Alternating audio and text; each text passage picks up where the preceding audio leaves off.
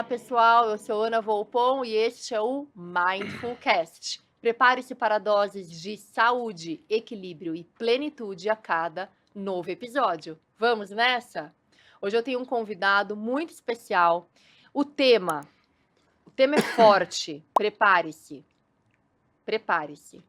Força interior e resiliência. O que nos move em momentos de extremo sofrimento? Para falar sobre isso, é sem dúvida alguma o meu convidado mais escolado em podcast, porque ele já foi assim rodado de podcast, tá? Uma pessoa incrível, querido e muito estudioso, divulgador do Holocausto, que por meio de exposições, livros e depoimentos de sobreviventes, mantém viva a memória de um dos eventos mais trágicos da história. Eu estou aqui com Márcio Pitiliuk. Márcio, muito obrigada pela tua presença aqui no Mindfulcast. Estou honrada. Muito obrigado, Ana, pelo convite, mas não sou tudo isso, não. Ah, é sim. Menos, como diria um determinado presidente. Não, olha, o Márcio, ele foi responsável, vocês vão ver como não é pouca coisa. O Márcio, ele foi responsável pela criação do Memorial do Holocausto de São Paulo, co-curador da exposição A Tragédia do Holocausto no Museu da Imagem e Som, autor de diversos livros, inclusive tem mais um no forno agora, 2025 ele lança mais um. Posso falar o título? Pode. O Urso que Caçava Nazista. Então é sobre um grupo de resistência judeu na Ucrânia. E ele vai falar um pouco mais sobre os livros dele também. São diversos livros. E acho que é uma pessoa essencial de tantas histórias que ele já ouviu, tantos entrevistados, tantas entrevistas que ele já fez com sobreviventes dessa tragédia absurda que aconteceu na nossa história, né? Então vamos começando? Como você quiser, quando você quiser. Vim aqui para isso. Que bom. Você que já ouviu e documentou muitas histórias sobre sobreviventes do Holocausto, na sua opinião, o que faz uma pessoa manter sua força emocional em meio a um trauma tão grande como, por exemplo, esse que os judeus enfrentaram?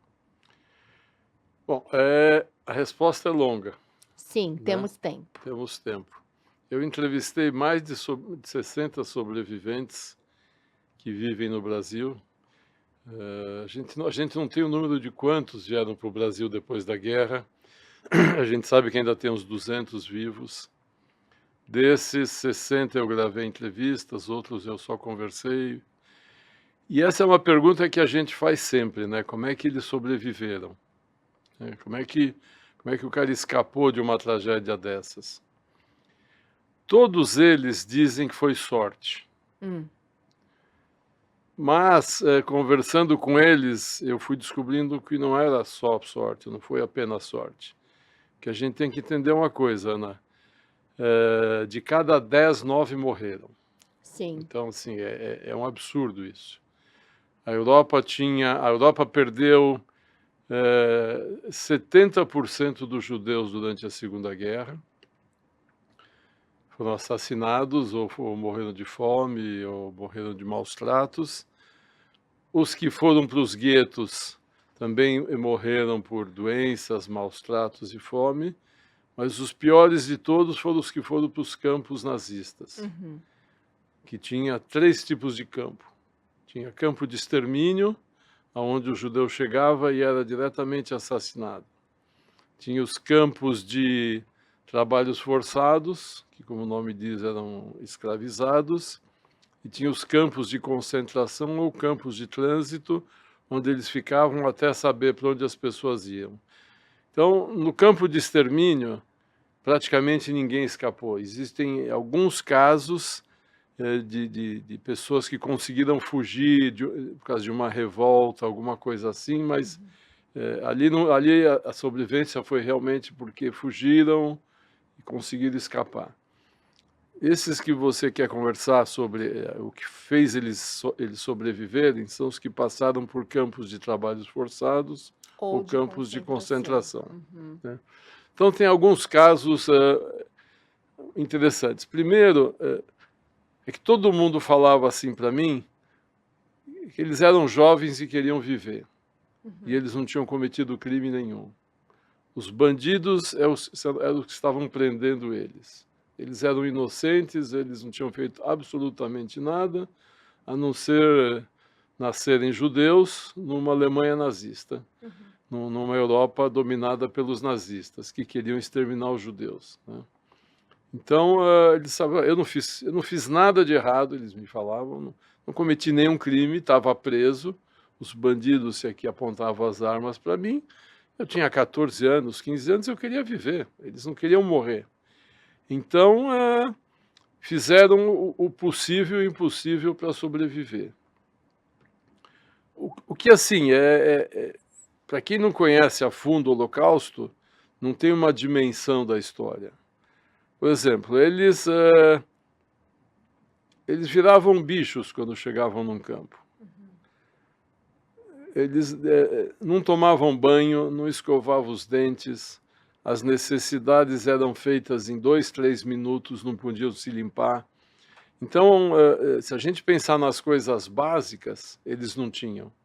Nem sono, nem Não alimentação, tinha nada, nada. nada, porque quando eles Nenhuma dignidade. tinha nenhuma dignidade. Eles trabalhavam 12 horas por dia, 7 dias por semana. No meio da noite, os alemães acordavam todo mundo e mandavam ir para uma praça que eles chamavam da Praça de Chamada, onde contavam e recontavam os prisioneiros 2, 3 horas. Podia estar chovendo, nevando, fazendo sol. Era mais um jeito de Torturar. torturar e acabar com a resistência para que não houvesse revolta. Porque poucos soldados tomavam conta de milhares de pessoas. Para isso, eles tinham que estar muito fracos, muito debilitados. Então, não deixar dormir era uma tortura. A comida era uma fatia de pão e uma sopa, que era água pura. É isso que eles recebiam. Então, ninguém sobrevivia mais de 3 ou 4 meses. Ninguém conseguia sobreviver, porque não tinha comida no organismo, não tinha higiene, não tinha nada. Quer dizer, você imagina, hoje a gente fica o dia inteiro sem escovar os dentes, já entra em pânico, já incomoda, que coisa horrível. Você imagina você nunca mais escovar os dentes, né? Tudo bem que eles também não comiam nada para ter na boca, mas é uma sensação horrível. Não tomar banho, não se limpar, né? né?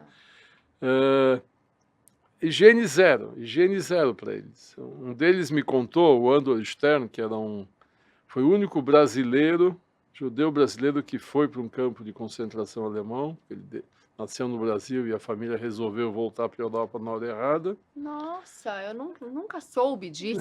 Chama Andor Não sabia nem Stern. que existia uma pessoa. Ele era filho de húngaros Uau. e voltou para lá. Ele contava, o corpo dele era um zoológico de piolhos, de insetos e tudo. Então, ele falava, depois de uma semana eu não era mais uma pessoa, um ser humano, eu virei um bicho, né? E ele me contou o que ele fazia para sobreviver e esquecer a fome. Ele até brincava, ele dizia assim, eu criei o mundo virtual, ele falou, antes da internet, antes de todo mundo falar em mundo virtual, eu criei isso.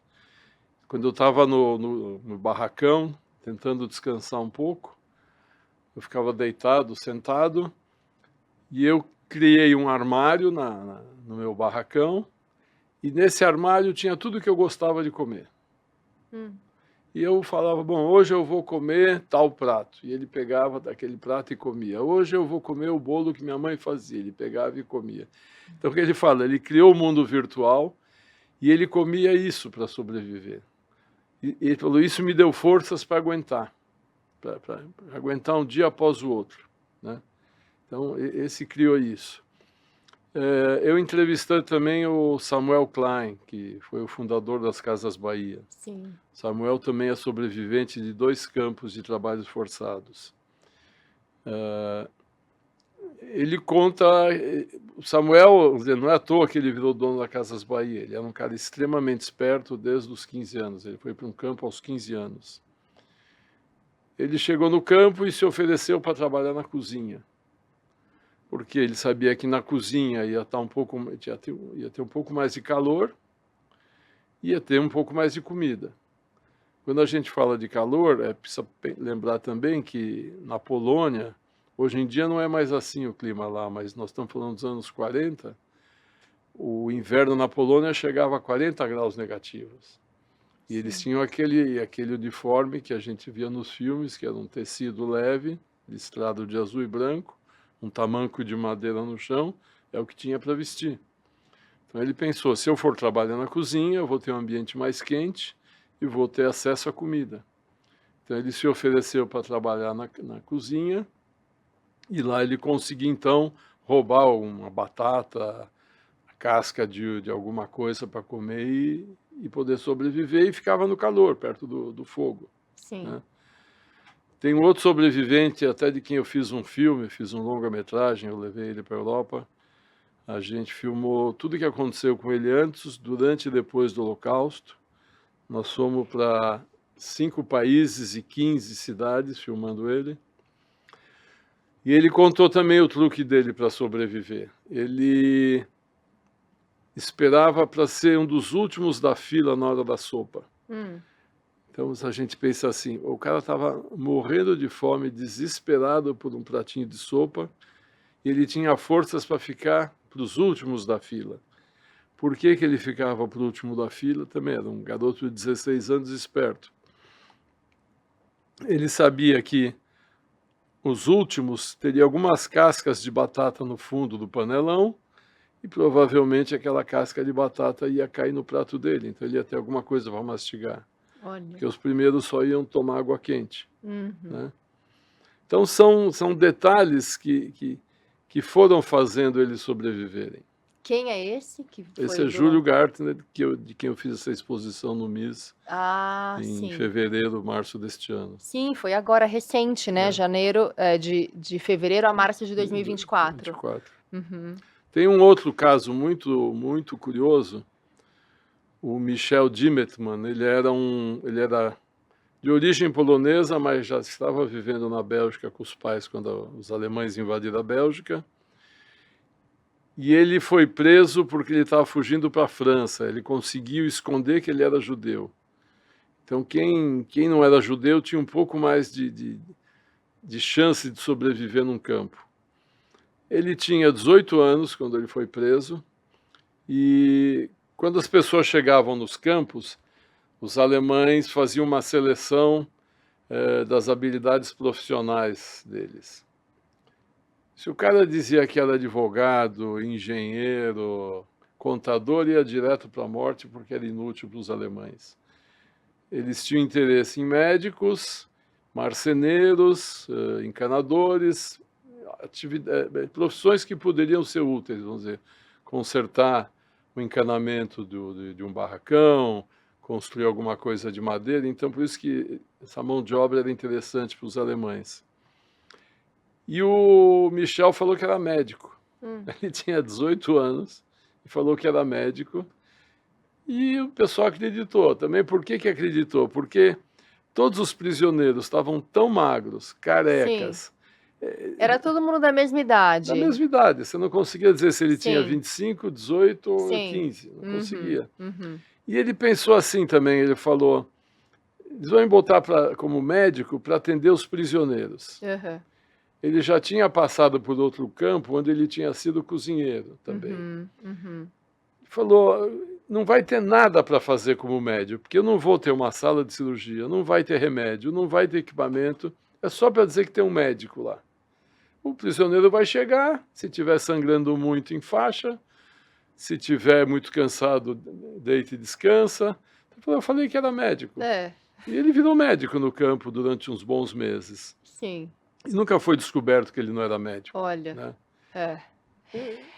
Olha, assim, são muitas histórias, eu tenho certeza que você Infinitas. tem muitas outras e todas interessantíssimas, mas tentando fazer uma conexão entre todas, eu vejo muito o Viktor Frankl aí, quando ele diz que ele viu, né, essa visão dele de encontrar propósito e sentido no sofrimento.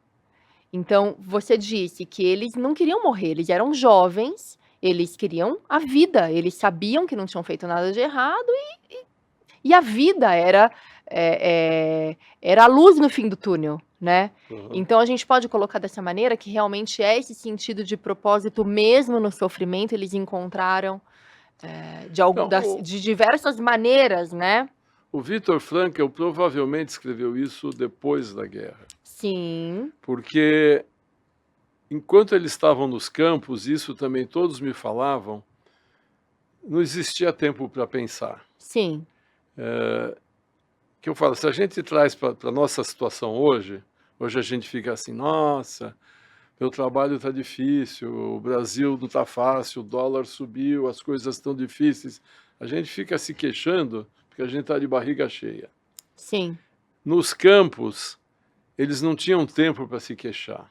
sim, Nenhum deles falava para mim assim: "Poxa, como eu era infeliz, eu ficava pensando nisso, naquilo, na minha mãezinha, no meu paizinho". Ninguém pensava no campo. Eles eram transformados, os nazistas tinham uma técnica de transformar eles em bichos, em seres que não pensavam. ou seja, era totalmente instintivo. Totalmente, eles só pensavam: "O que eu vou comer hoje para ficar vivo amanhã". Sim, para ficar vivo hoje, né, Para de ficar vivo repente. para ficar vivo hoje. Até O tem amanhã nem se sabia do amanhã, uma imagino. história, quando eu estava filmando o Júlio na Áustria, a gente Hum, estava numa paisagem linda no pé dos Alpes, um lago, aquelas cenas de filme. de filme, de cartão postal maravilhoso. O editor do filme que estava junto falou para o Júlio: "Seu Júlio, quando o senhor estava aqui prisioneiro e viu essa vista linda, o que que o senhor pensou?". Eu nem vi a Eu vista. falei: "Eu nem vi a vista", é Ah, isso que ele respondeu. Falei: "Como? Você ficou imagino. aqui semanas?". Hã, Eu olhava o calcanhar do prisioneiro da frente quando a gente marchava, pensando: "O que que eu vou comer hoje para estar hã, vivo amanhã?". hã, Eles só pensavam no que eles iam comer, que eles falam que a fome e a sede é algo tão brutal hã. que o ser humano não consegue pensar em outra coisa. Sim, sim. E esse trazendo para os dias de hoje, né, mal comparando, porque nada se compara a isso, mas, eh, hoje em dia, muitas a grande maioria das pessoas estão alienadas e absorvidas naquele seu mundinho, que deixam de ver a beleza da vida, porque a gente conseguir enxergar o belo é uma maneira da gente se sentir grato, é uma maneira da gente, eh, trabalhar a poesia que existe na vida. Existe, obviamente, tirando essa tragédia que, realmente não vejo como ele olhar para a montanha. Mas a gente aqui tá fazendo mini tragédias de situações que nem são assim, Que não são nada. que não são. Não, é isso que a gente aprende com eles. A gente não vê o belo, a gente não vê a beleza. Então, eu lembro também, mal comparando, mas quando eu comecei no triatlon, comecei a pedalar, e eu falava: "Nossa, que lindo essa paisagem, que flor maravilhosa". Você viu aquele passarinho? E aquele lago? E tudo para mim era novidade, eu absorvendo tudo. Até quando eu entrei em treinos mais pesados. E aí quando eu comecei a treinar de verdade, que eu tinha que cumprir a planilha, e eu ficava o quê? Só olhando no relógio e na roda da frente. Eu não olhava, eu parei. Aí depois de um tempo, parou de ter graça pra mim, porque o que eu gostava mesmo era de aproveitar o rolê, né, de aproveitar aquele momento, e não de ficar com a cara na roda da frente do outro e olhando o relógio, e vendo o tempo que eu ia fazer. Então deixou de fazer sentido pra mim, né, deixou de fazer sentido pra mim. E pegando justamente então esse gancho, os judeus, embora tenham vivido uma tragédia inimaginável, você acredita que essa força interior, obviamente, não é exclusiva deles? A resiliência é uma exploração universal, é uma força universal, porque a gente vê em outros contextos históricos, histórias de superação, como, por exemplo, dos direitos civis nos Estados Unidos, com a Rosa Parks e Martin Luther King Jr., ou o genocídio em Ruanda, os sobreviventes da guerra no Vietnã e tantos outros contextos. Então,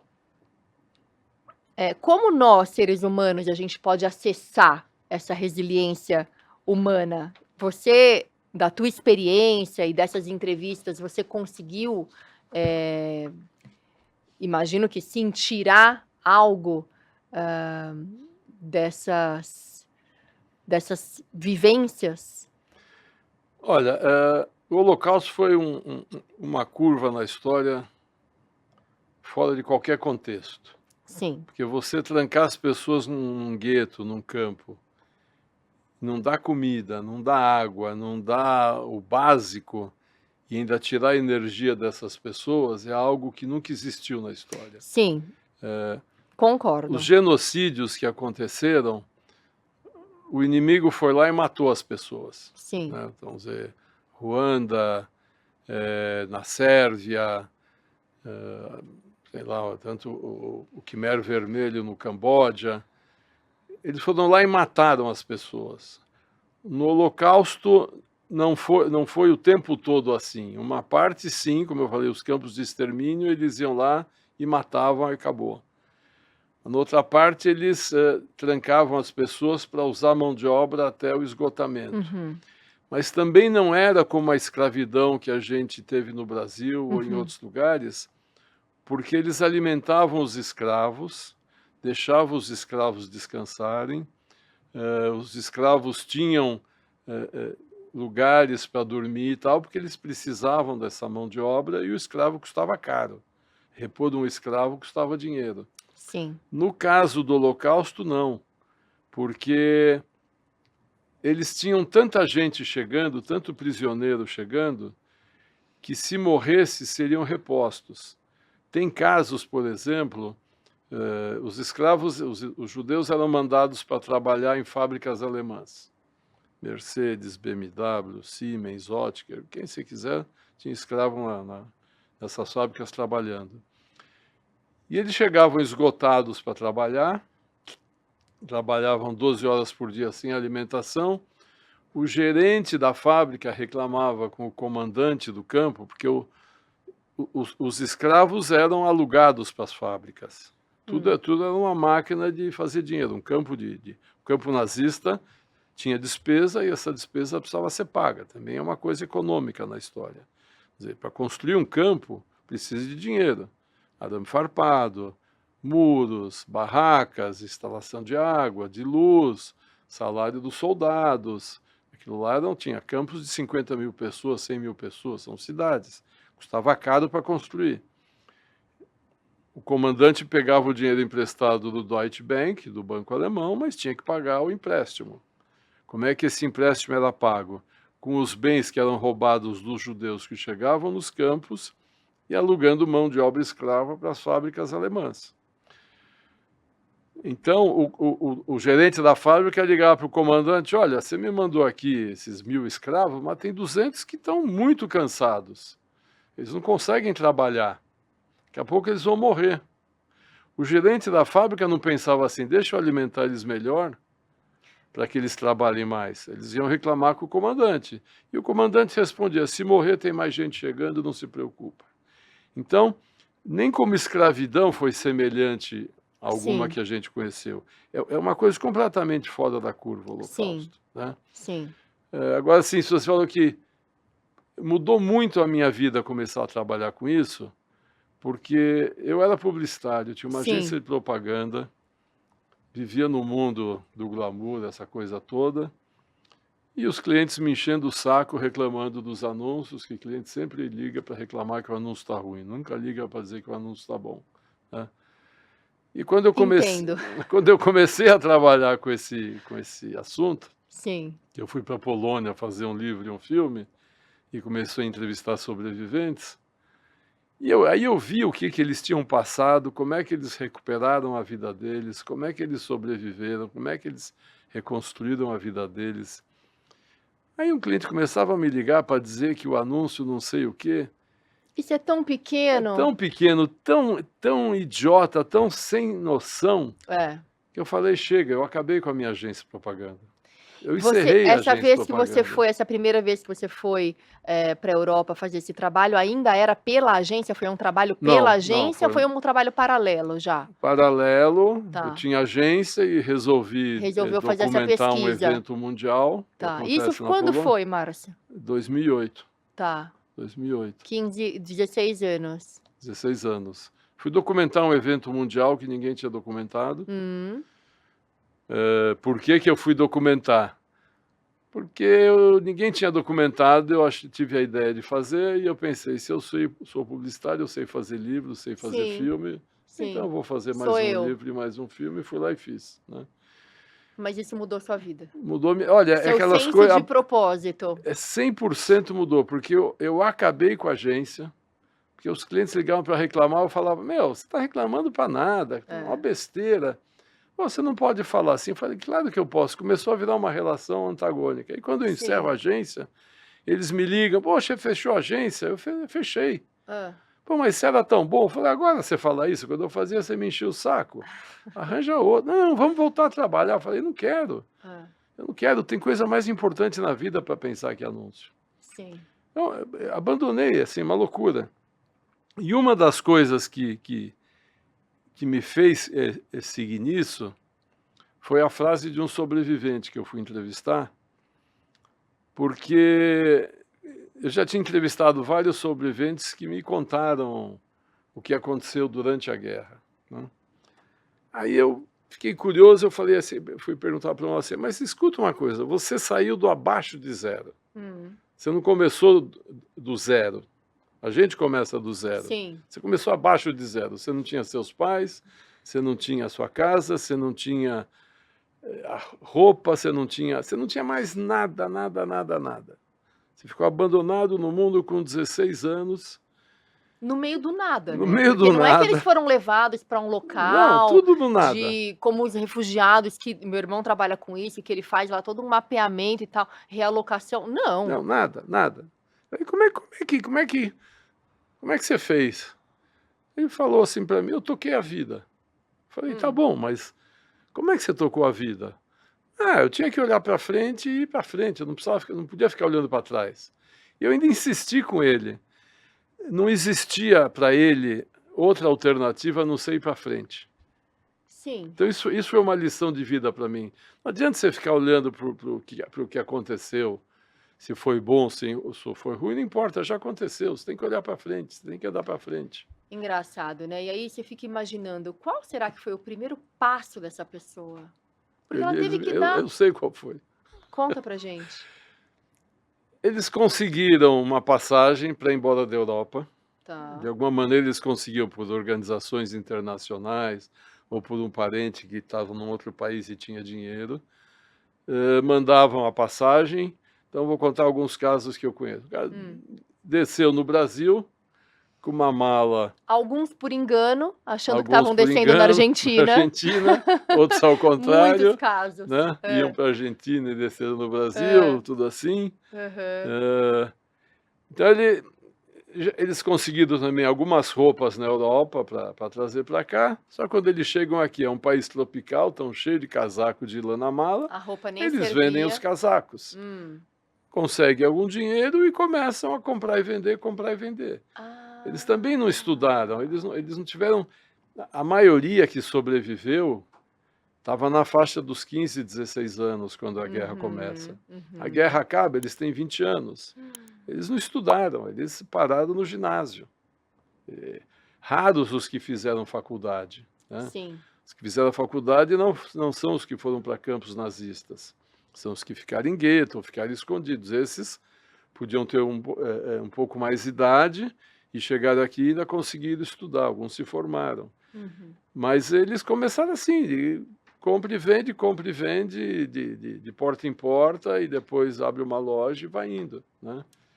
E muitos com essa mercadoria, que eram os Os casacos. casacos que eles trouxeram, outros a mulher, que a mãe fazia casaco de pele na Europa, então ela aprendeu a costurar e começou a costurar aqui. Eles começaram com o que eles tinham, só que eram pessoas, que aí a gente volta para o começo da conversa, extremamente fortes, Eles falam que é sorte, mas eu digo que não é sorte. Eram pessoas extremamente fortes, extremamente resilientes, que não desistiam. Quer Sim. dizer, eu tenho que dar certo, eu tenho É. que ir para frente. E aí a gente vem em algo que geralmente aparece nesse podcast, porque são histórias de sucesso, e as histórias de sucesso passam por isso. A pessoa não desiste. E aí eu sempre mostro, é o momento que eu mostro a canequinha do Mindful Cast, que o segredo é a consistência. Não Então pode quando a parar. pessoa não concorda? Quando a pessoa não desiste? Quando ela continua, quando Tá, ela faz mais do mesmo todos os dias. tá. Então, para essas pessoas, eu tô aqui imaginando, você vai me corrigir. Essas pessoas que chegaram, elas tinham um mínimo de estudo, o mínimo de dinheiro, o mínimo de recursos. Elas Não tinham que falava a língua. não falavam a língua. Então, o mínimo que elas conseguiram fazer, que viram que estava dando um efeito, o mínimo, elas continuaram fazendo no dia seguinte, e no dia seguinte, e no dia seguinte, e aprimorando, Tá. e se aprimorando, e não desistiram, não pararam, porque não tinha outra Não alternativa. tinha opção. Não tinha opção. Vencer ou vencer. Venceu, vencer. Eles não tinham o pai que ia dar dinheiro, um primo que ia dar dinheiro, eles não tinham nada. Eles tinham que É. vencer. E são pessoas fora de série. Eles acham que é 100% sorte, eu acho que sorte foi 50%. Uhum. Os outros 50% foi a persistência deles. Por exemplo, a coragem é outra coisa muito impressionante. Sim. Nesse novo romance que eu vou lançar, que é de um garoto judeu que montou um grupo de resistência na Ucrânia, Sim. ele conta que ele foi levado para uma floresta, ele, o pai, mais um grupo de judeus, para cortar lenha. E deixaram só um soldado tomando conta deles, porque os alemães acharam que um soldado com uma arma ia conseguir tomar conta desses 15, 20 judeus, né? Para 15 e Todos 20. 15, todos fraquinhos e cansados. Mas esse cara era muito especial. Ele olhou isso, ele falou, pô, o cara é nós somos 15. Tudo bem que ele tá Alguns armado, vão mas morrer, mas o resto vai fugir. Então ele sim. conseguiu falar com os amigos, ele falou, olha, eu vou atacar o cara, eu tô com o machado na mão, e a gente foge.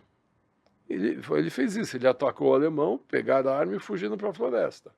Ele me disse que não matou o alemão, não sei se é verdade ou não, ele não quis falar. Sim. Mas fugiram para a floresta, e com essa arma, eu falei, tá bom, mas aí você fica numa floresta da Ucrânia, na floresta da Ucrânia não é a floresta do Brasil, que você tem maracujá, mamão, pera. Imagina aquelas árvores, É só pinheiro. araucárias, não sei se são Araucária, araucárias, mas deve lá ser chama o mesmo pinheiro. clima do Brasil, do Não tem Brasil. comida ali, não tem nada para comer numa floresta ucraniana. E com ursos ainda à disposição. Ursos e neve. Né? E neve 8 Imagino. meses por ano, 40 abaixo de zero. Nossa. Eu falei, como é que você aguentou ficar na floresta um ano? Ah, Com essa espingarda, eles atacavam sítios de ucranianos para roubar comida, mais armas e roupa. Então eles ficaram fazendo isso durante um ano, enquanto os nazistas caçavam eles. E ele falava, os nazistas estavam atrás deles, eles não podiam parar para montar acampamento, eles tinham que estar sempre andando. sim. Então, assim, é uma loucura. Aí esses caras chegam no Brasil, né? E por que a grande maioria deles deu muito certo? Por que a maioria deles venceu na vida? Você sabe por quê? Não. Por que esses caras venceram na vida? Eu posso aqui dar o meu, mas é resiliência, Não. coragem. Coragem. Um cara que enfrentou os nazistas, né? Enfrentou a morte diariamente, ele não vai ter medo de um cliente que não paga, ele não vai ter medo de um fornecedor que não entrega, ele não vai ter medo de um fiscal que vai fiscalizar a loja dele, ele não tem medo. Tudo para ele é pequeno. Tudo é pequeno. Como era o caso do seu relacionamento com os clientes chatos. Exatamente, tudo é pequeno. Tudo é pequeno. Um cliente não me pagou, paciência, outro vai pagar, eu não vou morrer por causa disso. Né? Olha que interessante, a gente pode trazer isso para conversas também que já aconteceram aqui no Mindful Cast, de que Eh, Quando você sente muita alegria ou muita tristeza, você sabe que isso vai passar. É, Porque o que a gente busca é a equanimidade. O que a gente busca é o nível não basal, mas é o equilíbrio. Porque vai passar. Os momentos de muita euforia, eles vão acabar. Você pode ter certeza. claro, Como os momentos de muita tristeza também também vão passar. Então é isso. É a gente seguir sempre em frente. Aprender com os erros do passado, né? Não trazendo para nossa vida atual. Aprender com o que a gente podia ter feito de melhor, mas assim, o que passou, passou. Não adianta ficar no passado. E a gente vê muita gente depressiva e choramingando e se arrastando, sentando na poltrona da reclamando do vítima, nada. reclamando do É, porque o nada. meu celular é o iPhone 13, sei É, lá o quê, é o fim do mundo pro idiota. é. Ó, tem uma história também do Groucho Marx, que é um humorista judeu. Para mim é a melhor filosofia que eu já ouvi na vida. É uma piada dele, mas é a melhor filosofia de vida que eu já vi. O Groucho conta assim, que tinha duas velhinhas num restaurante, né? Pediram a comida e uma delas fala para a outra assim: Nossa, a comida nesse restaurante é horrível. Hum. Aí a outra fala: O pior é que as porções são pequenas. É. Ele fala: A vida é assim, a gente reclama que é ruim, Hã. mas reclama que é curta. É. Então, essa piada é É uma lição ruim de e vida. ainda é pequeno, quer dizer, Então, ela queria comer mais do ruim, né. pelo menos ela está comendo. Então, É, é. a gente reclama que a vida é ruim, mas a vida é curta Sim, demais. sim. A gente tem que parar de reclamar, a gente tem que viver o momento, tem que curtir.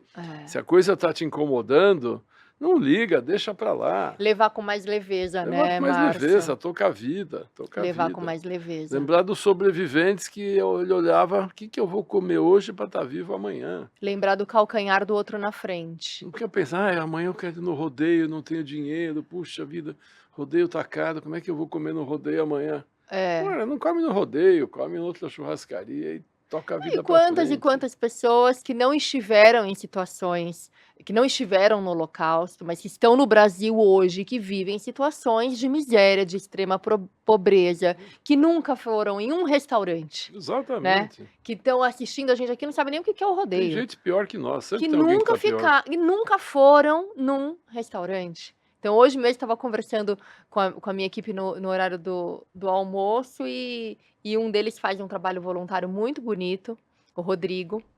Ele é professor de inglês numa ONG. E aí ele falou: "Ana, os meus alunos falam", e lá na aula de inglês não tem que explicar, né, porque vem o garçom que vem servir, eles não sabem o que que eu tô o contexto daquela aula. Então eu tenho que explicar o que é um Que é um restaurante, restaurante. como é que a pessoa é servida. Já pensou Quem isso, nunca foi. Márcio? Já Não, pensou? a gente não tem que pensar e falar: "Pô, aquele cara tá melhor que eu". Não, você tem que pensar assim: "Tem um monte pior que eu", sabe. É, Você não adianta você ficar olhando: "Ah, tem cara melhor que eu". E daí? Você tem que pensar que tem gente pior, então você já passou por isso, você já subiu na vida, não, você já cresceu. a comparação é o primeiro passo para a depressão, É, até rima. é, Né, comparação é o primeiro passo para depressão. é. E hoje em dia tá difícil não se comparar, porque as redes sociais estão aí mostrando, cheio de filtro, cheio de a grama do vizinho nunca foi tão verde, Exatamente. nunca foi tão verde. Aliás, lá em Itu, onde você bem conhece, realmente a grama dos meus vizinhos é muito mais verde do que a minha. Isso é um fato real. Por quê? Na casa em que nós moramos, tem muitas árvores. Vocês veem lá que eu posto, né? Às vezes no meu Instagram. E antes da gente chegar ali, era plantado amendoim, porque não pega grama naquele barranco ali que dá para o campo. Não pega grama, então era amendoim. E o amendoim fica bonito, só que dá cobra. O que você prefere, Márcio? Uma grama bonita com cobra ou sem grama? Deixa as cobras viverem também, elas Eu têm ai, mas direito não no a meu quintal. Não no meu quintal. Não, deixa elas viverem em outro canto. Então, assim, não temos grama, Não, não temos tudo amendoim de bom não tem para todo mundo. e tá tudo Essa que é a bem, história. entendeu? Mas assim, é engraçado porque incomodou a família e meu marido falava: "Não, mas a gente não tem grama, olha a grama do vizinho". Eu falava: "Gente, isso daqui tá literal demais pra mim. Tá literal demais, vamos pensar em outras coisas, deixa a grama dos outros".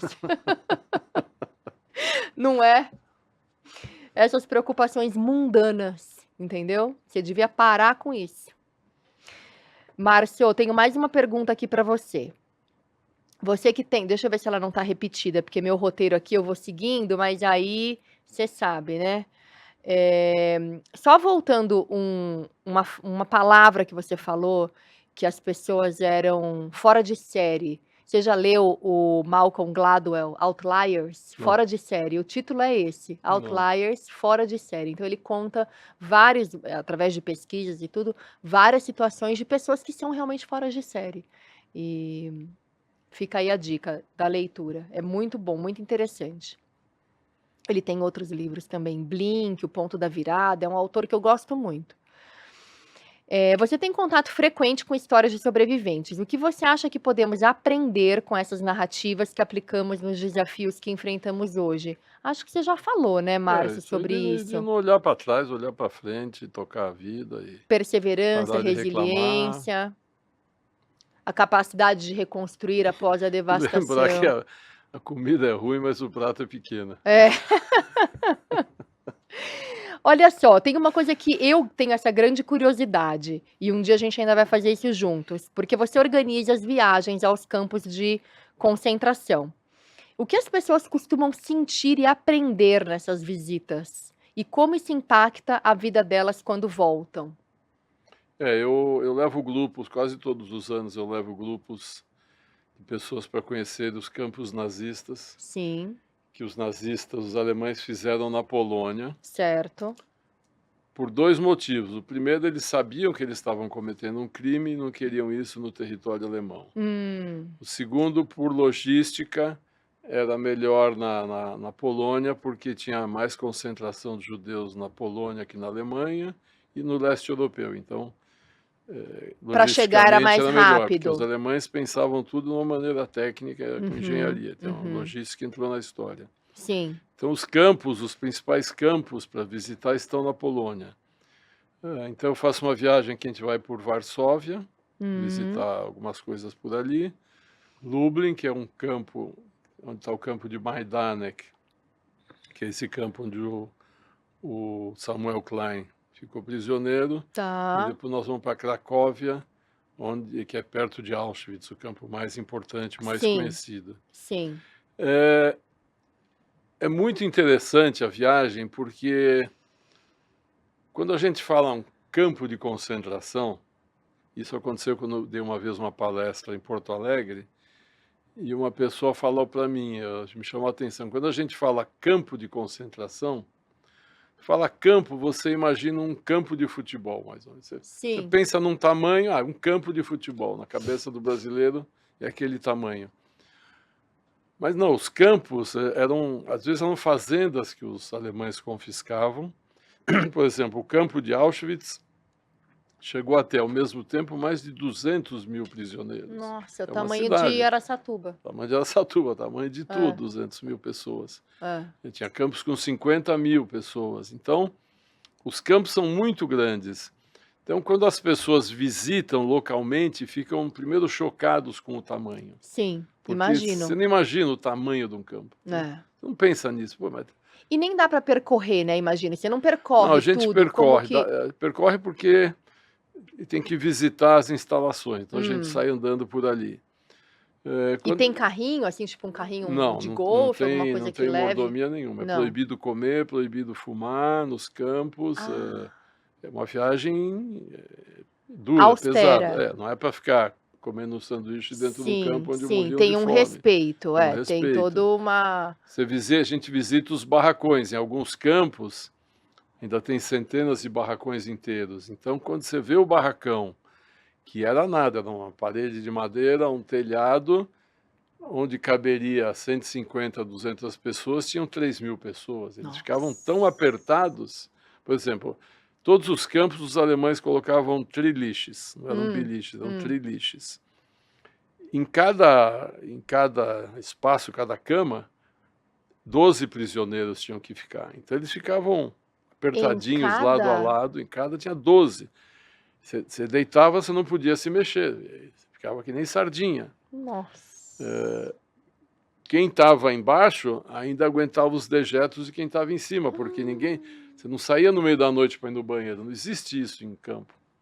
Não é que você, eu preciso ir no banheiro, vou levando. Primeiro que não tem Claro, nem banheiro, tinha nem banheiro. tinha banheiro, então quem estava embaixo ainda tomava o banho durante a noite.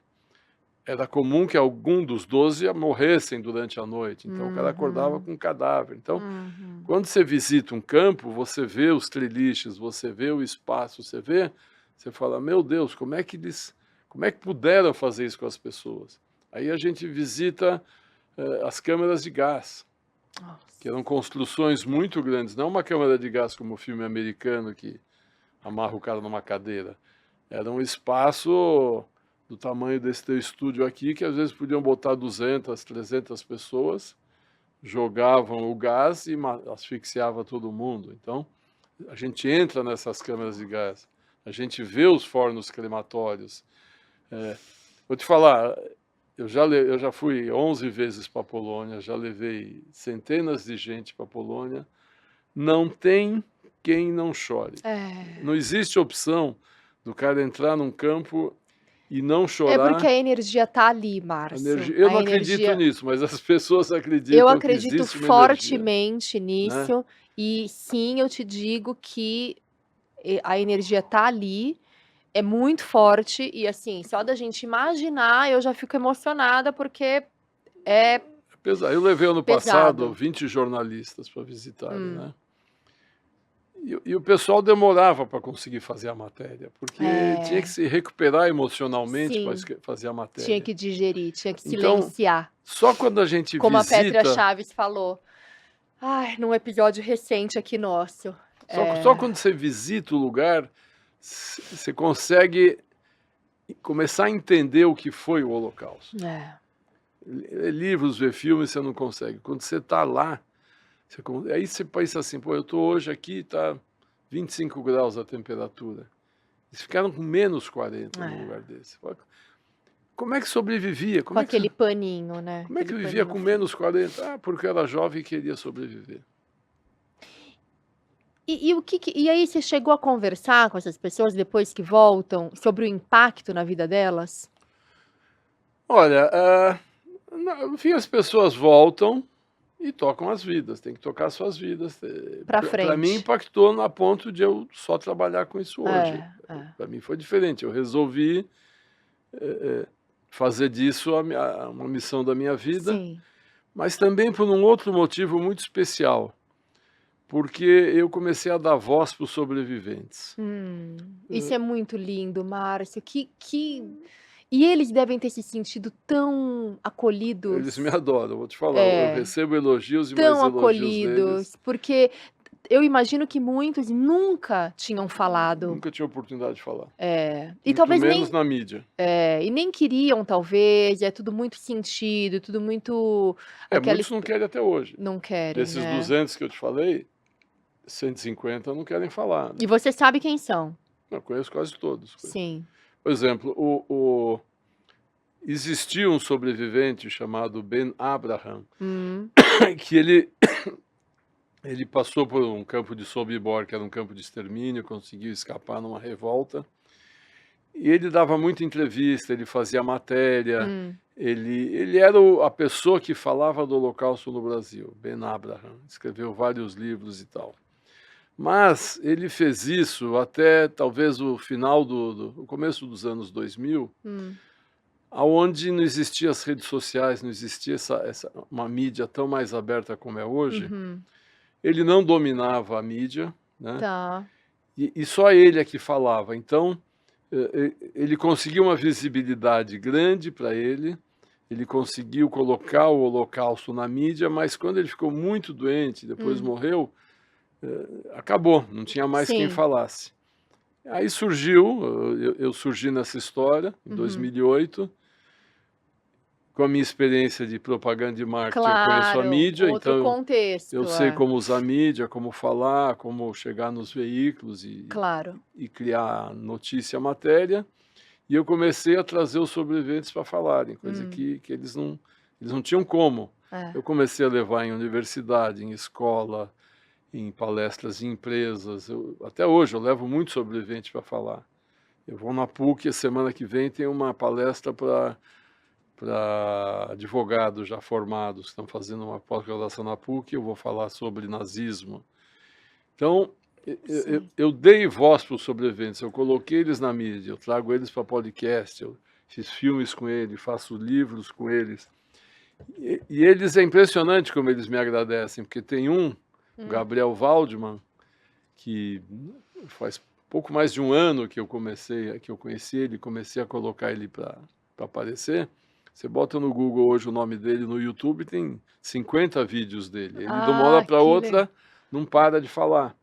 Que E legal. ele fala para mim, se não fosse você, eu estava de pijama em casa olhando para o teto. Olha aí. Eu achei algo para fazer da minha vida, reviveu. E esse propósito, que lindo. Ensino o que é a intolerância, ensino a respeitar os outros. Sim. Ele falou, você deu um sentido para a minha vida. Sim, que lindo. O Júlio Gartner, de quem eu fiz o filme, que foi o primeiro que eu comecei a fazer esse trabalho, nós demos mais de 300 palestras pelo Brasil. Olha. E ele ficou uma pessoa conhecida. Me lembro que ele me ligava e falava, Pete, me ligou aqui uma pessoa da Globo, eu mandei ligar para você porque você é meu agente. Aí Ótimo! O jornalista me ligava e organizava a entrevista, a matéria, o que fosse. Sim. Ele saiu na Globo, Veja, Folha, em todo lugar, o pessoal. Márcio, você, sem dúvida alguma, desenvolveu, não sei se você já tinha isso, mas você desenvolveu uma escuta ativa poderosa. Você tem essa percepção? Sim, sim. E como isso fez com que esses sobreviventes, então, se sentissem acolhidos? E como você lidou com isso? Ouvindo tantos relatos absurdos, tantas atrocidades com o seu povo, porque você não é uma pessoa de fora, você não é um jornalista que está ali entrevistando porque quer levar a melhor matéria para o seu jornal, você é parte dessa história. Como foi isso para você? Olha, a coisa foi acontecendo naturalmente, né? Porque, como eu falei, quando eu fui documentar o livro, documentar a Marcha da Vida num longa e num livro, para o longa eu levei 20 pessoas para a filmagem, para o livro eu levei 5 pessoas para a Polônia. Porque do nada eu decidi que eu ia documentar esse evento. Mas do nada mesmo. Não chamado. Um chamado, não é que eu fiquei planejando, não. Sim, um chamado. Eu tava almoçando com o presidente da Disney na época, no Latambuie. Eu era publicitário, podia ir no Latambuie à vontade, ainda pagava a conta para ele. O que é o rodeio perto de Latambuie? Entendedores entenderão. Estava almoçando com ele lá, e ele estava numa crise dos 50, a gente já tinha mais de 50, mas ele estava na crise dos 50. Ele falou, eu vou fazer o caminho de Santiago. Naquela época, todo mundo que estava meio perdido ia fazer o caminho da Compostela. Sim. Né? Cara que, preciso me encontrar, achar meu eixo. Eu falei, pô, bacana, porque eu também estou de saco cheio de tudo, eu querendo mudar minha vida, mas eu não vou fazer o caminho da Compostela, ficar visitando igreja, não é meu negócio, não é minha praia. Sim. Igreja não é comigo, né? Sim. Não sou católico. Sim. Aí eu falei, então eu vou fazer a Marcha da Vida, que é esse evento que já existia. Daí eu falei, não, em vez de fazer a Marcha da Vida, eu vou documentar a Marcha da Vida. Essa foi a grande sacada que eu tive. Entendi. Porque se eu tivesse entrado no grupo que vai todo ano fazer a marcha, eu seria mais um Que você participante. precisa explicar o que é, porque eu não sei. A Marcha da Vida é um evento mundial. Começou o seguinte, quando, em 1989, quando começou a acabar o comunismo na Polônia, um sobrevivente do Holocausto que tinha passado por esses campos da Polônia começou a levar amigos, que ele já morava nos Estados Unidos, começou a levar amigos para visitarem esses campos na Polônia. Falou, olha, agora que está mais fácil para a Polônia, vamos lá, eu vou mostrar para vocês o que aconteceu comigo. Ele fez essa viagem e depois ele falou, puxa, isso aqui poderia ser um programa educacional mundial. Claro. Então, em 1990, transformaram isso no March of the Living, Hum. que foi um programa educacional mundial para levar pessoas do mundo inteiro para conhecer os campos nazistas na Polônia. Então, assim começou, em 1990. Hum. Quando eu decidi fazer, em 1988 começou. Tá. 88, porque se eu fiz 2008 foi a 20ª. 1988 começou, ele foi 87, depois 88. Quando eu decidi, eu decidi fazer isso em 2007. Aí primeiro eu fui para a Polônia com o pessoal da minha equipe para ver o que a gente tinha que fazer lá, para o ano seguinte programar essa produção toda. Tá. Aí eu descobri que ninguém tinha documentado isso no mundo. Eu ia ser o primeiro a documentar. Já deu um ânimo. Já deu um ânimo. O publicitário já ficou de olho na manchete. Exatamente. E é impressionante, porque nem americanos nem ingleses tinham documentado isso profissionalmente. É interessante Aí mesmo. eu descobri que eu ia documentar a 20ª marcha, que coincidia com 60 anos de Israel. Olha, Então ela que bonito. foi a maior marcha de todas. Uau. A maior marcha que já aconteceu. Tinha mais de 10 mil pessoas ao mesmo tempo, 40 e tantos países, foi muito grande. Então eu tive a oportunidade de documentar, de fazer o primeiro registro mundial disso. Aí eu descobri que tem uma frase no judaísmo, que diz assim que não existem coincidências, tudo está determinado a acontecer. Então não foi coincidência que ninguém fez, eu fui o primeiro. Sim. Não foi coincidência que era a 20ª marcha e 60 anos de Israel. Sim. É porque estava determinado que eu deveria fazer isso. Sim. Eu passei a acreditar nisso. Sim. Aí eu falei, quer saber? Meus clientes estão me enchendo o saco, uma banana para eles. E vou tocar minha vida com isso. Aí os sobreviventes começam a me procurar. Sim.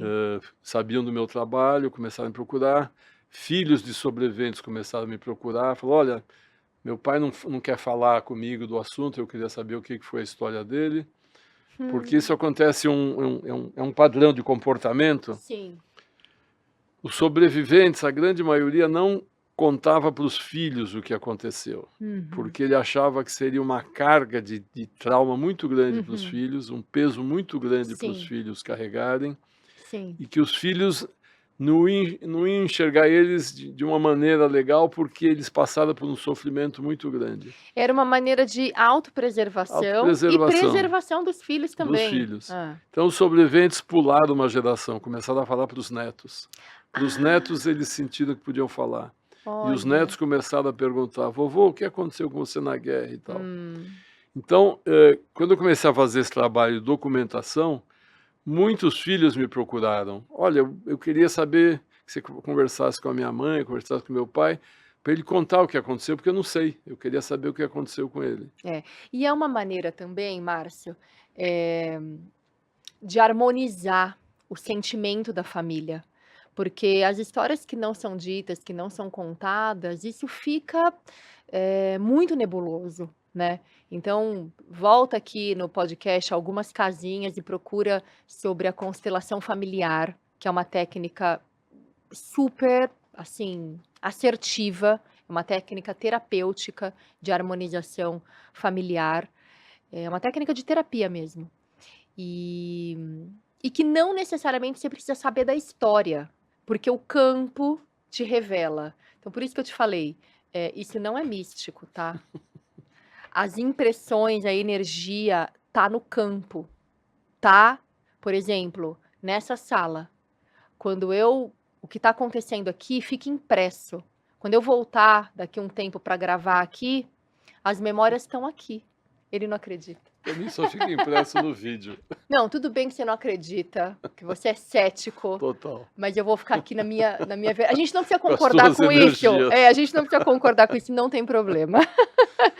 Você sabe que as histórias que você me contou logo no início, que eles contaram para você, de como esses sobreviventes sobreviveram emocionalmente, né?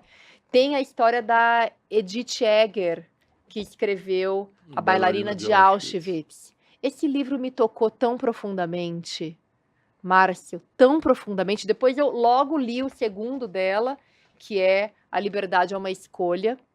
todo grifado. Olha aqui, cheio de post-it, porque fiz realmente os exercícios, enfim. E são 2 livros, pessoal, que eu recomendo fortemente. São lições de vida e também todo o contexto, né, que ela começou a escrever já depois de muitos anos, então já idosa, né, que ela começou a Começa tarde, ela escrever. começou tarde. Começou tarde, é. Então, para as mulheres aí, os homens também que estão perdidos na vida e sem propósito e achando que Vamos é pra tarde Polônia. para começar. Quem tá É. tem perdido na vida, vai comigo pra Polônia É. o ano que vem, eles vão ver o que é bom pra todos. Pronto, vamos lá na excursão. Eu morro de vontade de ir, a gente vai ainda. Você sabe que você mostra esses livros, né? A gente sempre fala, entre esses 6 milhões de judeus que morreram, quantos escritores não morreram? Quantos prêmio Nobel não morreram? Quantos Nossa. cientistas não foram assassinados? Né? Sem dúvida. Porque tem naquele filme que eu fiz com o Júlio também, que o Caio Cobra perguntou para o Júlio, mas o que o senhor queria fazer na vida, né? Ele falou, olha, eu queria ser jogador de futebol na Polônia, era o sonho dele. Mas acabou a guerra, ele chegou no Brasil, tinha que trabalhar e virou comerciante. Quer dizer, todos os sonhos que essas pessoas tiveram não puderam ser realizados. A gente pega o Gabriel Waldman, um sobrevivente que eu tenho trabalhado muito, ele acabou de lançar um livro, e o livro dele é muito bem escrito, mas não é um relato do que aconteceu com ele, é literatura pura o livro dele. Então você percebe que ele é um escritor nato, que ele domina as palavras, domina o romance, a narrativa, tudo isso. Mas ele começou a escrever depois dos 80, porque ele precisou ganhar vida, ele foi trabalhar, esse é um que conseguiu estudar, fez GV, foi trabalhar em marketing, foi trabalhar com empresas, mas ele só pôde começar a escrever quando se aposentou. Sim, não era um plano, talvez um sonho era muito um sonho adormecido. dele. Ele sempre quis ser escritor, mas não teve a menor oportunidade. Não tinha pai rico para sustentá-lo, não tinha nada. E ele era húngaro. Ele, com certeza, se não fosse a guerra, ele seria um grande escritor húngaro, porque a Hungria tem grandes escritores, e a Hungria tem um mercado editorial, não é como o Brasil que não tem. Então, se não fosse o Holocausto e a guerra, o Gabriel com certeza seria um grande escritor. Olha. Então, isso aconteceu com muitos artistas e muitos cientistas. Sim, sem dúvida. Mas acho que é uma grande lição para os ouvintes aqui perceberem que nunca é tarde. E que não importa, e que não importa o que aconteceu na sua vida, porque é isso que eles tiveram que encarar. Uma grande tragédia inenarrável, sem comparações. Eu trouxe alguns outros contextos, mas eu concordo plenamente com você de que o Holocausto não tem precedentes e não tem comparação. E aí, de novo, não importou. Eles seguiram adiante e seguiram para frente, realizando o que puderam, né, com as ferramentas que eles tinham. Alguns ficaram dos 15 aos 20 anos sem vida. Sem vida. Durante 5 anos. Só sobrevivendo. E dos 15 aos 20, que é uma idade muito importante. Só sobrevivendo. Sem dúvida. Sem estudar, sem se alimentar direito. Foram 5 anos que a vida parou para eles. Não, até para a constituição cerebral afeta, tudo. Sem dúvida alguma, o desenvolvimento cerebral, porque o córtex pré-frontal, ele acaba de se formar aos 20 e tantos anos. Então é uma fase fundamental, inclusive, de nutrição. Sim. Né? Que eles não tiveram. Mas, Márcio, voltando ali um pouquinho de uma pergunta que eu fiz para você, diante de tantas histórias, tantos relatos, como você mantém a sua sanidade mental, seu equilíbrio emocional? Quem disse que eu tenho sanidade mental? Eu acho que você tem um pouco. Você treina lá na academia comigo, e talvez seja uma das técnicas, né? Eu enxergo isso como um trabalho, né? Eu acho que eu não me envolvo emocionalmente, porque a minha vida é estudar o Holocausto. As pessoas acham que eu estou exagerando, não. Se você perguntar para minha namorada, o que ele lê? Ele lê livro de Holocausto. Sim. Né? Você está imerso. Quando eu vou viajar, eu procuro ir em locais para estudar o assunto. Sim. Eu encontro sobreviventes. Eu estou sempre pensando que mais eu posso fazer por eles, o que mais eu É, posso fazer para eles. Então, é. para mim, isso é um trabalho, né? Acho Sim. que falar missão de vida é meio esquisito, mas é meu trabalho. Então, e eu já ouvi tantas e tantas histórias e que não tem mais nenhuma É novidade. como um médico que não se afeta Não, com a ali durante a doença do paciente, cirurgia exatamente, e é bem isso, é entendi. bem isso. Tá, faz sentido. Ele está lá operando, anestesiou o cara, tem que operar, vamos lá. Para mim, eu tenho que Sim, entrevistar, e aí, como eu conheço muito o assunto, eu consigo conduzir o raciocínio do sobrevivente, porque entrevistar uma pessoa não sim, é fácil, né? claro, Tem gente que se perde, e sim, nós estamos falando de coisas que aconteceram há 70 anos, num momento traumático da vida dele. claro, sem Querer dúvida. que ele lembre é difícil, É, né? Eu é. entrevistei sobreviventes que tinham 5, 7 anos durante o Holocausto. Então, uma criança Nossa, que passou por um trauma, é. o que que eu faço? Eu consigo pegar fatos que aconteceram do período que ele está contando, trazer para ele tentar recordar aquilo Uhum, ali. uhum. Agora, também existem casos que a pessoa criou para a defesa dela Uma versão. uma versão que não é a verdade. Isso Uhum. eu já passei por E isso. você consegue Eu identificar? consigo identificar, eu percebo, não, isso aí é uma fantasia dele, Tá, isso era impossível ter acontecido. tá. Não tinha como isso acontecer. Ele seria Sim, morto ou não tinha a possibilidade para isso. sim. Mas na cabeça dele aconteceu. É uma história Para paralela. ele aconteceu. Ele Sim. conseguiu sobreviver porque os anos depois que para ele isso aconteceu. Uhum. Por exemplo, o Samuel Klein dizia que ele não emagreceu. Ele falou, não, Hum. não emagreci, eu trabalhava na cozinha e não emagreci. Era impossível É, ele não ter emagrecido, mas na sim, cabeça dele ele não emagreceu. O que que eu vou fazer? sim. É a realidade para ele. É, Tem que como aceitar. como tantas mulheres, tantas meninas hoje se olham no espelho e se acham gordas. Exatamente. Ela se enxerga o E que ela elas não quer. estão. Então, quer dizer, é Exatamente. uma realidade deturpada paralela por Para uma sobreviver. disfunção, É, uma disfunção é. neurológica, né, uma Me olho doença. no espelho e vejo o George Clooney. Olha aí, As pessoas falam gente, que não parece, mas o que que eu vou tá fazer? vendo aí? O Pitty Eu me entende das vejo o George coisas. Clooney, ó. Pitty entende das coisas, pessoal. Vocês é que estão marcando toca. Vocês não estão se vendo aí direito no espelho? Eu, por exemplo, o Márcio, que já entrevistou tantas e tantas pessoas, que é especialista eu tô me sentindo uma excelente entrevistadora aqui, entendeu? Tô achando que eu tô arrasando. Olha, a gente tá chegando, assim, muito no final, acho que a gente já estourou em tempo, inclusive. Eu preparei 3 páginas para você, já sabia que eu não conseguiria cumprir tudo isso, impossível. Eh, mas assim, uma última sobre Viktor Frankl, porque realmente é um clássico da psicologia, inclusive, Em Busca de Sentido. Ele que foi, professor em grandes universidades e antes mesmo do Holocausto, É, ele já era professor, né, na Universidade de Viena. Ele tem uma linha, ele é o fundador da logoterapia, que é uma linha, da psicanálise. Então, realmente, a psicanálise estuda muito Viktor Frankl, ele é uma grande referência para mim e para tantas pessoas que se interessam por esse assunto. E ele disse que a vida tem sentido sob qualquer circunstância, mesmo as mais dolorosas. Como a mensagem ecoa na nossa sociedade atual, que também enfrenta tantos desafios e crises. Você já meio que respondeu, mas queria fechar com essa, se você acha que faz sentido. repete aí.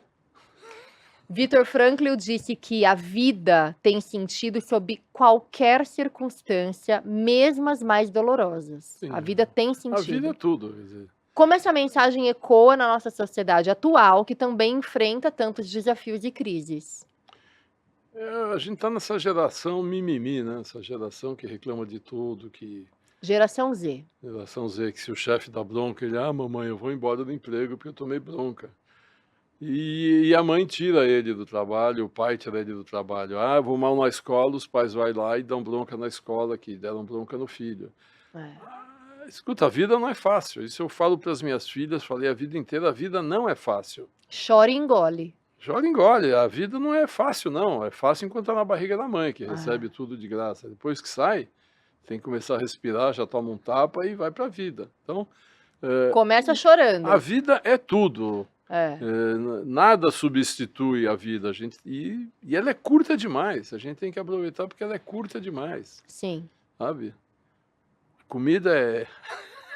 A comida é ruim ruim, e mas pouca. Então você aproveite, coma com bastante sabor, porque é pouca. É. O prato vai acabar logo. E se você tá no Latambuí, é Cara, ainda boa, por cima. mas é pouca também. E cara, E cara, é. Pior é que lá é cara. E a vida é cara, A né? vida também é A cara. vida é cara. Tudo A vida que não é tem barata. verdadeiro valor, tudo que É. tem valor, tudo que vale a pena é caro. Não no sentido financeiro. É caro, É caro. de Conquistar as coisas é difícil. Exato. E de Nada ter é fácil. valor. Então, o que tem valor realmente custa. Custa. E não, eu não tô falando aqui em termos financeiros. Você concorda? Concordo. Não, tudo. Márcio. Escuta, nós vamos na academia para quê? É. Para manter a Pra forma. ficar o E se- George e se- Clooney. E se uma semana não vai, tudo É. que você fez já perdeu. Você Já recomeça perdeu. do zero. Eu falo pro meu personal, Ah, eu fiquei uma semana sem vir, voltou tudo como era. Então a vida é cara, a vida é uma eterna luta. é. Tem que estar sempre lutando. É. Sempre lutando. Eu concordo com você. Essa geração mimimi, não é só a geração Z, tá? Eu falei porque eu tô muito ligada nesse livro, A Geração Ansiosa, que explica Mas você sabe de muito. quem é a culpa dessa geração ser assim? Nossa, né? Nossa, Nós que criamos eles errados. nossa, e também dessa tecnologia viciante. A culpa é nossa, que nós educamos eles errados. Eu A concordo. tecnologia é um supérfluo da história. Nós deixamos porque eles não são mimimi à toa. É, Eu tenho uma frase que eu acho muito bonita. sim. Nós fomos péssimos filhos. Não, nós somos ótimos filhos e péssimos pais. Uhum. Nós somos ótimos filhos e péssimos pais. E é verdade, eu dei muita satisfação para os meus pais, eu lutei, eu fui atrás do que eu precisava, do que eu queria, então eu fui um ótimo filho, dei muito para meus pais. Mas como pai, nós somos péssimos, nós educamos muito mal nossos filhos, nós demos muita moleza para eles, tudo que eles queriam a gente fazia. Antigamente a gente ganhava presente no aniversário, É. e no dia da criança e no Natal. Eu não era cristão, nem no Natal ganhava. Eu ganhava Sim. no dia da criança e no aniversário. É. E o cristão ainda ganha no Natal. 3 É. vezes por... Hoje em dia ganha presente toda semana. É. Não, lá em casa não é Qualquer assim. coisa é presente. Eu tô muito enviesada com essa questão da tecnologia, porque tem um livro, A Geração Ansiosa, Jonathan Haidt, que ele explica tudo o que aconteceu de revolucionário, inclusive ele chama A Grande Revolução, de 2010 a 2015, quando entrou as redes sociais, que são empresas manipuladoras, que são neurocientistas por trás de toda essa mecânica, e não é teoria da conspiração, tá, Márcio? Não, ele tá me olhando, tá me achando esquisita, eu já falo de energia, agora eu tô num papo de teoria da conspiração, mas não é. E é feito para manipular, é feito para te viciar. E não são só as crianças, os adolescentes que estão viciados. Você vê tantos adultos. Vai no Sim, restaurante. todo mundo, Hoje eu né? sei que você vai no restaurante com a sua namorada. Depois amanhã você me Todo conta. mundo tá sentado Quem é no que vai celular. estar conversando olho no olho, É o que Você Márcio? falou da ansiedade. Conhece, sabe isso. quem é o Afonso Padilha, do stand-up? Ai, não, me O Afonso soa, Padilha é um dos mas não... melhores stand-ups que tem, se não o Hum. melhor do Brasil. Eu acho que para mim ele é o melhor do Brasil, Afonso Padilha. Preciso assistir. Acompanha ele. É. Ele tem uma piada sobre essa ansiedade dos jovens que é espetacular. Ele fala assim, antigamente a gente ia para o ponto do ônibus, ficava às vezes 1 hora esperando o ônibus. Sim. Né? Tinha Quanto que eu já não O fui. cinema começava às 4, a gente ia para o ponto de ônibus às 2h30, porque talvez o ônibus só passasse às 3h30, tinha que chegar, ficava 1 hora no ponto. Se não tivesse chovendo Hoje era em dia a melhor. gente chama um Uber, 3 minutos, vai demorar muito, deixa eu chamar outro. A gente não tem paciência para esperar um Uber 3 minutos. Essa é a ansiedade dos dias de hoje. Sim. Não conto. E Não o jovem, termina. o jovem entra nessa loucura e os pais deixam ele entrar nessa loucura. Por É. isso que eu falo que a culpa é sempre dos pais. Você tá certo, porque a gente tem o controle sobre aquilo que a gente tá entregando para Tá os filhos. reclamando que o Uber não chega, vai a pé. Se você vai entregar um celular para o seu filho aos 6 anos, Depois saiba não das reclama. consequências. Depois não reclama. É isso. Eu quero Poxa. falar dos meus livros antes de Sim, terminar. por favor. Tô vendo que você trouxe aí. Eu já falei de tantos livros, né, Márcio? Já falou de tantos. Mas nenhum é Deixa eu ver se concorrente dá seu. brilho. Não dá brilho.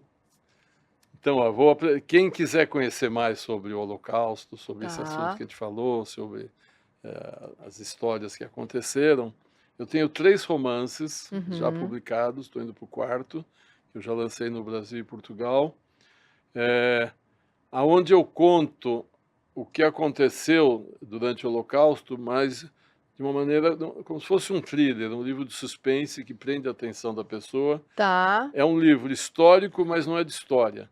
É o nosso Dan Brown. Exatamente, Dan Brown. Eu crio personagens, Adoro. misturo ele com personagens reais. É engraçado que às vezes as pessoas escrevem para mim no Instagram, mas esse cara existiu? E eu não respondo, porque... Sim. Não pode acabar o mistério. Porque eles conversam com Hitler, com Goebbels, com Himmler, os personagens participam da vida real. Tá. Então, o homem que venceu Hitler é uma história que é um assunto que as pessoas conhecem pouco, que é como é que cristãos salvaram judeus durante a guerra. Teve muito cristão que arriscou sua vida para esconder um judeu dentro de casa. Nesse aqui é um garoto que se esconde na casa de uma polonesa, ele tem uns 16 anos, ela tem uns 30, ela ficou viúva na guerra. Ela acaba seduzindo ele, porque ele passa o dia inteiro trancado na casa dela, ela tem 30 anos, está viúva, carente. Ela seduz o garoto. Em determinado momento acontecem algumas coisas que ele foge. 50 anos depois, ele morre e o filho resolve voltar para a Polônia para saber quem era aquela polonesa que primeiro seduziu o pai e depois ia denunciar o pai para os nazistas. Aí ele volta para a Polônia para ele descobrir a verdade, que eu não vou contar, senão vai dar spoiler. Sim, que legal, bacana demais. Este outro livro, A Alpinista, Sexo e Corrupção na Alemanha Nazista. Isso aqui é também um assunto que as pessoas pouco falam. Quando a gente fala de holocausto, de nazismo, a gente só pensa nos homens. Né? Você acha que o nazista era só homem, não existia mulher. Não é verdade. As mulheres participaram muito ativamente do Holocausto, colaboraram mandando as crianças para as câmaras de gás, tomando conta das prisioneiras, estuprando prisioneiras, cometeram muitas violências, teve julgamento de várias alemãs depois da guerra. Então, as alemãs, elas se ofereciam para trabalhar num campo nazista, elas não eram obrigadas a trabalhar, elas iam para ser secretárias, para ser datilógrafas, enfermeiras, guardas, o que fosse, porque era um lugar que não tinha perigo de estar no frente de batalha. Como tinha muita corrupção nos campos, elas ganhavam muitas joias dos soldados que roubavam das judias que estavam matando, elas eram amantes de grandes oficiais nazistas. Então, hoje a gente fala de empoderamento feminino, essas nazistas já eram empoderadas há muito tempo durante o Holocausto. E esse livro eu criei essa personagem que é uma alpinista social que sobe na vida por causa do Holocausto. Se não fosse o Holocausto, ela continuaria uma alemãzinha bonita. Com o Holocausto, ela usa a beleza dela para subir na vida. E a oportunidade, né? A beleza e a oportunidade. O Engenheiro da Morte. A participação da elite alemã no Holocausto. Que também é um assunto que a gente fala pouco. Quer dizer, quem fez o Holocausto não foi só Hitler e a SS. Para fazer um campo, como a gente falou aqui, de 50 mil, 200 mil pessoas, para fabricar o gás que matava as pessoas, para levar os prisioneiros para os campos, teve uma toda a sociedade alemã participou. Quer dizer, não é o soldado que organizou tudo isso e matava, não. O engenheiro desenvolveu o gás para matar os judeus. O outro engenheiro construiu a câmara de gás e não caía, que era de concreto. As indústrias alemãs usaram a mão de obra escrava. Então, grande parte da elite alemã colaborou com o Holocausto. Isso é um assunto também que as pessoas desconhecem. Então, nos meus romances, eu pego assuntos específicos para que as pessoas aprendam o que foi o Holocausto e saibam que teve cristãos que ajudaram, teve mulheres que colaboraram e teve a elite alemã que participou de forma ativa. Sim. Esses livros são para você. Ai, que presente. delícia! Olha, o time aqui tá de Tem os bastante últimos coisa pra episódios, os últimos episódios de escritores. Eu ganhei tantos livros, mas aqui, ó, foi um combo, uma trilogia. Não é uma trilogia, não é uma trilogia, né? Mas são 3 livros. Que legal, muito obrigada. Eu vou querer abrir todos e receber autógrafo. Tá bom. Também vou aproveitar, então, e fazer o meu jabazinho, porque eu sou uma bebê autora. Acabei de lançar, Márcio, o meu livro no dia 5 de novembro, pela Diostre. Foi um lançamento agora na Livraria Drummond, do Conjunto Nacional. É o meu primeiro filho literário. Legal. A autenticidade, o melhor tempero da vida. É um caminho possível para que qualquer pessoa chegue num equilíbrio, num modo de viver com mais, não só autenticidade, mas mais qualidade de vida. Eu bebo muito dessa fonte do Ayurveda, então eu trago técnicas e ferramentas práticas para a pessoa poder aplicar na vida hoje. Bem legal, bem legal. E eu vou te mandar autografado, tá bom? Porque eu não posso deixar esse. Olha, Márcio, assim, foi um presente receber você Imagina. aqui hoje. Muito obrigada, de coração mesmo. Eu falei pro pessoal antes de você chegar, eu falei, gente, o Márcio tá vindo, ele é um museu ambulante. Assim, com Sou todo velho, respeito, acabado, não um quis museu dizer ambulante. isso, é o nosso George Clooney, gente. Não, por tanta... Você já viu o George Clooney de barba? Parece muito comigo. É mesmo. Nossa Senhora. Nós vamos fazer uma colagem. Nós vamos fazer uma montagem. Não, Márcio, é por realmente tanto peso, tanta relevância que você carrega com tantas histórias Muito que obrigado. são, sim, são assim incríveis. Então, do ponto de vista, vamos trazer para o bom, né? Tantas histórias incríveis de superação, de pessoas que realmente refizeram as suas vidas e constituíram famílias, chegaram num país completamente diferente e seguiram adiante e conquistaram o mundo. Exatamente. Conquistaram o mundo.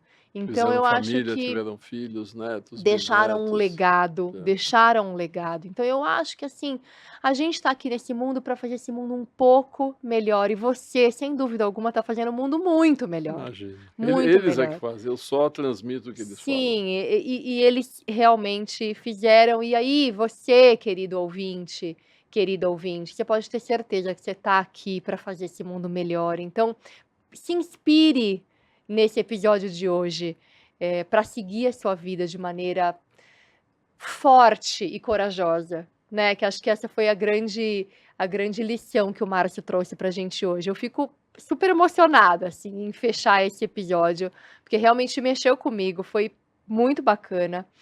E se tocou em você de alguma maneira, compartilha com quem você acha que precisa ouvir o episódio de hoje. Se inscreva aqui no meu canal. Ativa o sininho para você não perder nenhum episódio. E, Márcio, deixa, por favor, aonde as pessoas podem te encontrar também. Bom, em Itu. Em Itu. Então, Lá no nosso condomínio. Vocês não repararam, né? Mas nós somos vizinhos, tá, gente? Eu e o Márcio, eu tenho a sorte de ser vizinha do Márcio. Por isso que ele tá aqui. Incrível, as sincronicidades da vida. Porque o dia que não você... existem coincidências. Não existem coincidências. Foi muito engraçado como a gente se conheceu, né? Do nada eu perguntei na academia pro meu personal, eu falei, Osvaldo, ele que escuta muito podcast, ele é um cara que a gente troca muito sobre isso. Osvaldo, me indica alguém aqui, vai, eu tô montando minha agenda pro podcast, isso já tem uns 2 meses. Pô, o Márcio. Eu falei, quem é o Márcio? Você não conhece o Márcio aqui? Aí eu conheci o Márcio assim, do nada. Como Foi não assim existe mesmo, do né? nada. É, Mas foi do nada, né, Márcio? Não existe coincidência, tudo está determinado. Muito legal, um presente mesmo. Conta aqui, olha aqui para essa câmera Então, e quem conta onde a gente quiser te me encontra. acompanhar no Facebook, no Instagram, Márcio Pitliuk. Começa a digitar no Google Márcio Pitliuk, aparece o Pitliuk, porque soletrar é difícil também. decorar é mais difícil ainda, mas bota lá, vai lá no acompanha meus vídeos no YouTube, tem bastante material, compre meus livros, tem em todas as livrarias, tem na Amazon, tem no Kindle. E para terminar, além de agradecer pela oportunidade para vir aqui, lembrar sempre a frase do Júlio Gartner: "Não olha para trás, que para trás nunca tem coisa bem, olha sempre para frente e vão para frente, que para trás já passou. Olha para frente que você vai se dar bem na vida". É isso aí. Poxa, que delícia. Obrigada, Márcio, de Obrigado. novo. Gente, um beijo para vocês. Te vejo na próxima quinta ao meio-dia. Até a próxima.